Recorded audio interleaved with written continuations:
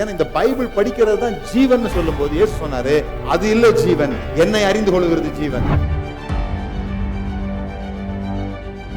வேதத்தின் மூலமாக தேவனை அறிந்து கொள்வது என்பது வேறு, இயேசுவின் மூலமாக தேவனை அறிந்து கொள்வது என்பது வேறு. இந்த பாவத்திலிருந்து மனுஷனை மீட்க தான் இயேசு வந்தார் நம்ம நினைக்கிறோம்.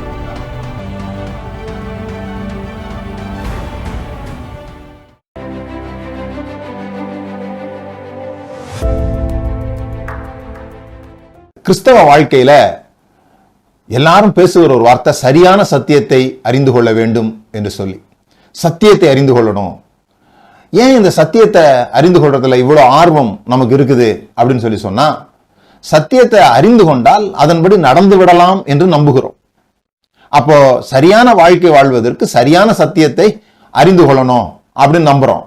அதனாலதான் எங்க கிட்ட தான் சரியான சத்தியம் இருக்குது அப்படின்னு சொல்ற அநேகரை பார்க்கிறோம்.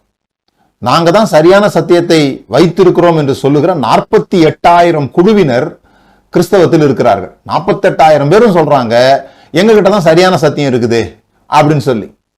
அதனாலதான் நீங்க புஸ்தக கடைகளுக்கு போனீங்கன்னா இந்த ஸ்டெப்ஸ் பத்தி புக்ஸ் போட்டிருப்பாங்க. 7 steps to reach the glory, 9 steps to go into the prayer அப்படின்னு சொல்லி வெற்றி வாழ்வுக்கான 9 படிகள், ஜபத்திற்கான 11 படிகள்னு சொல்லி படிகளை பற்றிய புஸ்தகங்கள் நிறைய விற்பனையாகிறத நீங்க பார்க்கலாம்.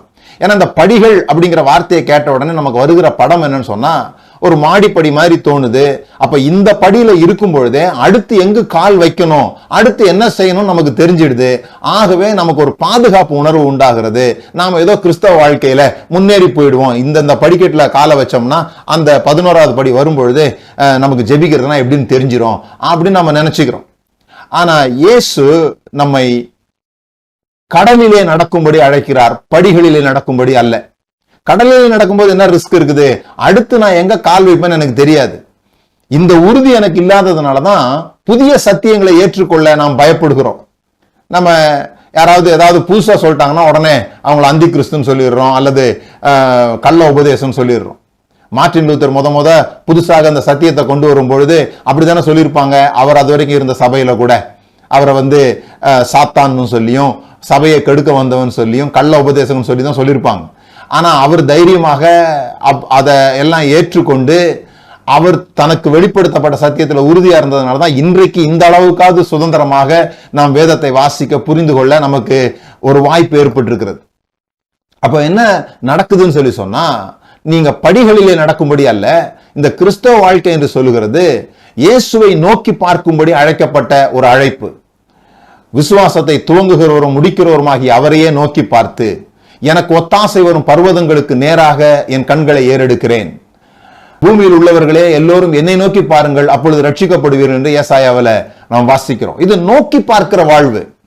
பேதுரு படகை விட்டு கடலில் நடக்கும் பொழுது எப்படி அவனால கடலை நடக்க முடிஞ்சதுன்னா, அங்க அடுத்த படி எங்க வைக்கணும், அடுத்து அவனோட காலை எங்க வைக்கணும்னு அவன் யோசிக்கல. அவன் கடலை பார்க்கும்போது கீழே விழுந்துட்டான். எதுவரையும் அவன் இயேசுவை நோக்கி பார்த்தானோ அதுவரையும் அவர் நடந்தது போலவே இவனும் நடந்தான். கிறிஸ்தவ வாழ்க்கைனா இயேசு நடக்கிறது போல நடக்கிறது.